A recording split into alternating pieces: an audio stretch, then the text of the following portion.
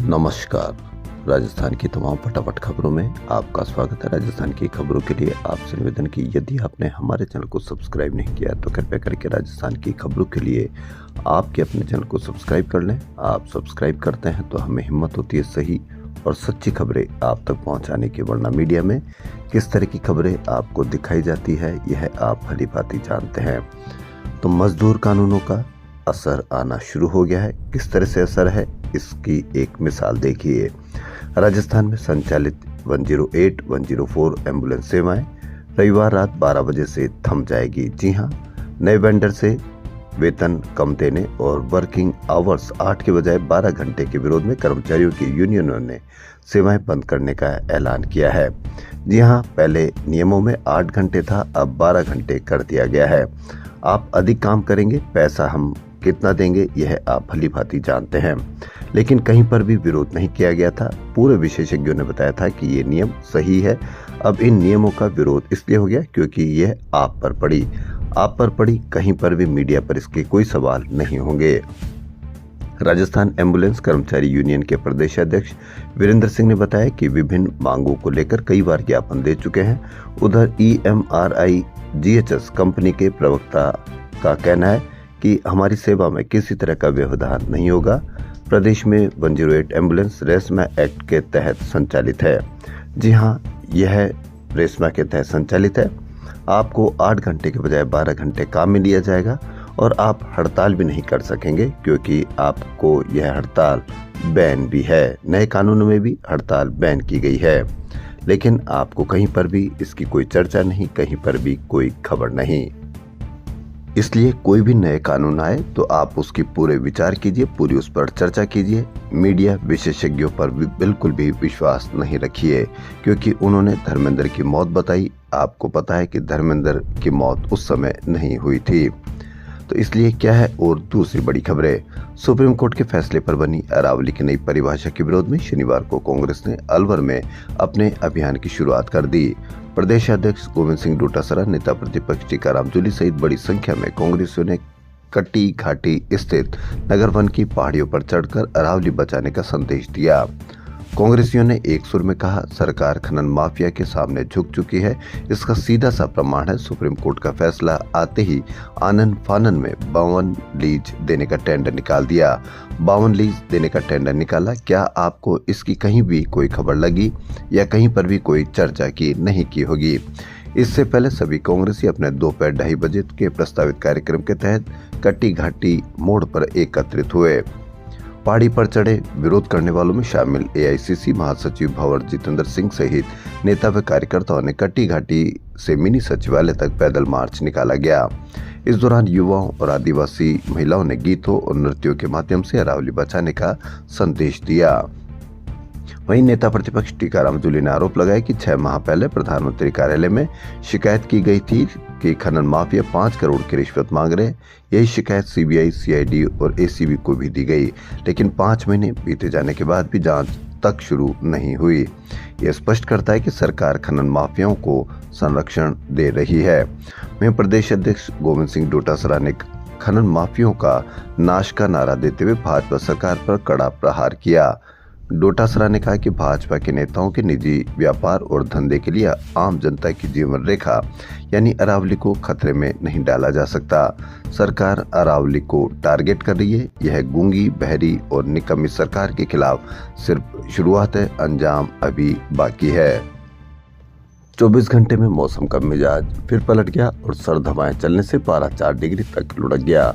दिन के पारे में भी गिरावट होने से ठिठुरन बढ़ गई। बीती रात प्रदेश के 7 शहरों में पारा 5 डिग्री सेल्सियस से नीचे रिकॉर्ड हुआ। करौली 3.1 डिग्री के साथ सबसे ठंडा शहर रहा। जयपुर, सीकर, बीकानेर, चित्तौड़गढ़ सहित कई शहरों में सुबह शीतलहर का असर रहा। दिन में बादल भी छाए रहे। उत्तरी इलाकों से आ रही बर्फीली हवाओं से एकाएक सर्दी बढ़ गई।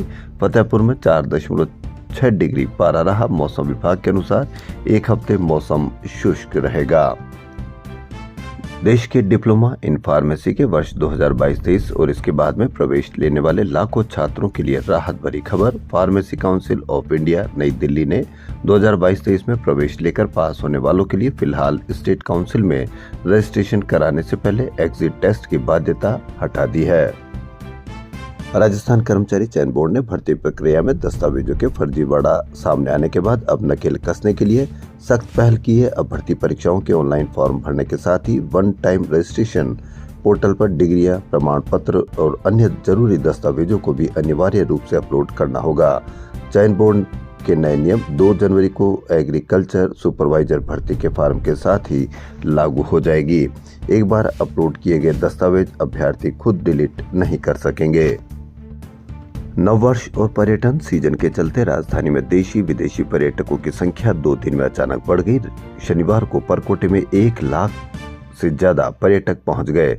सबसे ज्यादा हवा महल, जंतर मंतर व सिटी पैलेस में आए। ऐसा माना जा रहा है कि अब ईयर एंड से लेकर 1 जनवरी तक करीब 13 दिन पर्यटक आएंगे। इस बार पुलिस ने शहर को जाम फ्री रखने के लिए कुछ बदलाव किए थे, जिनमें सबसे महत्वपूर्ण है कि परकोटे के स्थानीय लोगों से समझाइश कर गलियों से निकाला ताकि मुख्य मार्गों पर पर्यटक आराम से निकल सके।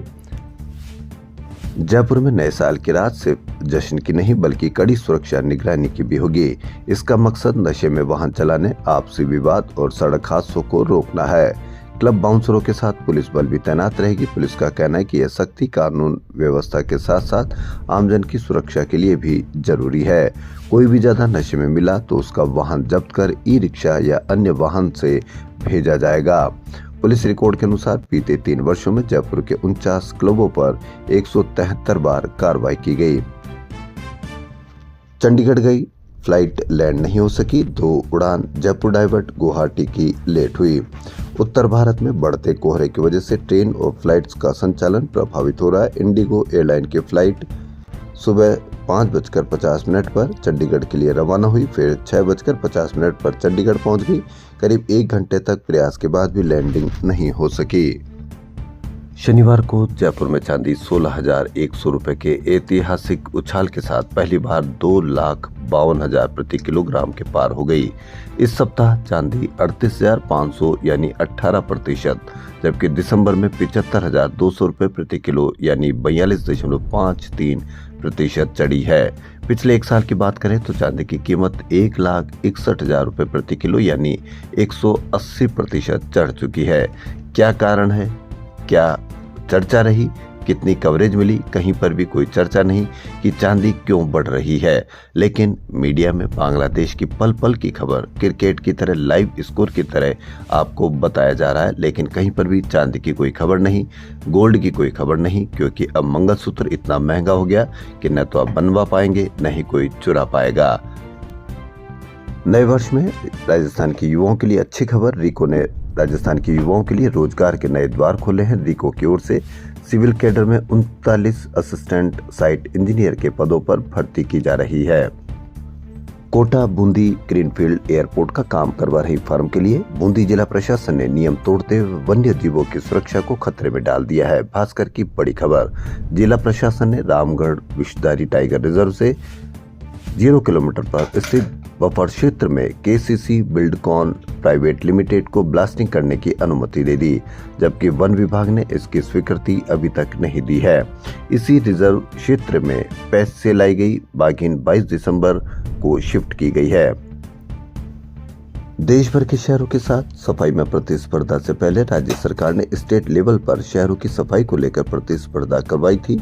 अब स्वायत्त शासन विभाग ने अपने टूल किट से सफाई को अंक देते हुए शहरों की रैंकिंग जारी की है। इसमें 5 श्रेणी में शहरों की रैंकिंग की गई है। राष्ट्रीय स्वच्छता रैंकिंग में पिछली बार ऊंची छलांग लगाने वाले जयपुर ने इस बार स्टेट लेवल पर भी बड़े शहरों में पहला स्थान पाया है। 10 लाख से अधिक आबादी वाले निकायों में जयपुर ग्रेटर ने 33.66 अंक प्राप्त किए। हेरिटेज निगम को केवल 21.17 अंक ही मिले। 3 लाख से 10 लाख की आबादी वाले शहरों में भीलवाड़ा 52.16 अंक के साथ पूरे प्रदेश में अव्वल रहा। जयपुर शहर में नववर्ष का स्वागत और साल 2025 को विदा करने के लिए बड़ी संख्या में देश भर से पर्यटक गुलाबी नगरी में पहुंच गए। इसका असर शनिवार को खोले के हनुमान मंदिर में भी देखने को मिला। 30 क्विंटल दाल के बड़े और 5.5 क्विंटल सूजी के हलवे का हनुमान जी को लगाया भोग। खोले के हनुमान जी में पोष बड़ा दोना प्रसादी 50,000 भक्तों को बांटा प्रसाद। गुरु गोविंद सिंह जी के प्रकाश पर्व के उपलक्ष्य में शनिवार को गुरुद्वारा साहिब राजा पार्क में डिस्पेंसरी की स्थापना की गई। ये डिस्पेंसरी भाई घनैया सिंह के नाम पर संचालित होगी। भाई घनैया सिंह सिख सेना में वैद्य थे। इन्होंने मुगलों व सिख सेना के बीच हुए युद्ध में बिना भेदभाव के घायल सिपाहियों का उपचार किया। जेडीए की बगराना स्थित राजीव गांधी फ्लैट्स आवास योजना में भूमाफियाओं ने कब्जा करने के लिए दीवार तोड़ दी। जेडीए जमीन होने के बावजूद यहां प्लॉटिंग करने के लिए 70 फीट अंदर तक प्लॉट काटने के लिए नींव भर दी। हाईकोर्ट ने प्रार्थी वरिष्ठ चिकित्सा अधिकारियों को वित्त विभाग के 21 दिसंबर 2017 के परिपत्र के अनुसार पीजी डिग्री करने के बाद 3 अग्रिम वेतन वृद्धि देने का निर्देश दिया है। सूदखोर से परेशान एक और व्यक्ति की आत्महत्या। सुसाइड नोट में कहा पूरा हिसाब कर दिया फिर भी बकाया निकाल करता है परेशान। खोरा बिसल इलाके में सूदखोरों से परेशान एक बुजुर्ग व्यक्ति ने विषाक्त खा लिया, जिनकी इलाज के दौरान 2 दिन बाद शुक्रवार को मौत हो गई। पुलिस को मृतक के कमरे से 2 पेज का सुसाइड नोट मिला है। उसके आधार पर परिजनों की तरफ से केस दर्ज कर मामले की जांच शुरू कर दी है। आपको बांग्लादेश की पल पल की खबर, किसने किसको मारा, किस भीड़ ने किसको मारा, आपको पल पल की खबर आपको बताई जाती है। लेकिन आपके अपने देश में सूदखोरों से परेशान आए दिन किसी न किसी व्यक्ति को आत्महत्या करने पर मजबूर कर देते हैं सूदखोर। लेकिन आपको कहीं पर भी इसकी न तो कोई चर्चा की जाती है न ही कोई कवरेज मिलती है। आप इस पर चर्चा करने के लिए क्या करें या किस तरह से इस पर चर्चा हो ताकि सूदखोर इस तरह से परेशान ना करे और व्यक्ति की आत्महत्या तक करने पर मजबूर न होना पड़े। जयपुर के एक नाइट क्लब में शुक्रवार रात एक युवती से अभद्रता को लेकर 2 पक्षों में विवाद हो गया। इसके बाद के बाहर सड़क पर जमकर लात घूंसे चले और डंडे चले। इस दौरान कई वाहन क्षतिग्रस्त हो गए, वहीं कई लोग घायल हो गए। सूचना पर महेशनगर थाना पुलिस मौके पर पहुंची। 7 को पकड़ा गया। पहले घटिया खेल सामग्री की सप्लाई की गई, अब स्कूलों से मांगा जा रहा है क्वालिटी सही होने का प्रमाण पत्र। जहां शिक्षा विभाग की ओर से सरकारी स्कूलों के लिए खरीदी गई स्पोर्ट्स किट का विवाद अभी थमा नहीं है। सरकारी स्कूलों ने इस किट की क्वालिटी पर सवाल उठाया था। उनका आरोप था कि घटिया क्वालिटी की यह किट बाजार भाव से दुगने रेट पर खरीदी गई थी। किस पर क्या गाज हुई, किस पर क्या कार्रवाई हुई, इसकी आपको कहीं पर भी कोई चर्चा देखने को नहीं मिलेगी। झपोक में शनिवार से 5 दिवसीय सांभर फेस्टिवल की शुरुआत हुई। जब जिला प्रशासन व सांभर नगर पालिका के सहयोग से होने वाले इस फेस्ट का उद्घाटन उप मुख्यमंत्री दिया कुमारी और पूर्व विधायक निर्मल कुमावत ने किया। इस दौरान उन्होंने पोस्टल कार्ड्स भी लॉन्च किए। उद्घाटन मौके पर अतिरिक्त जिला कलेक्टर सहित कई अधिकारी मौजूद रहे। सांभर फेस्टिवल 5 दिन दिखेगा कला व संस्कृति का संगम। राजस्थान की खबरों में फिलहाल इतना ही। धन्यवाद।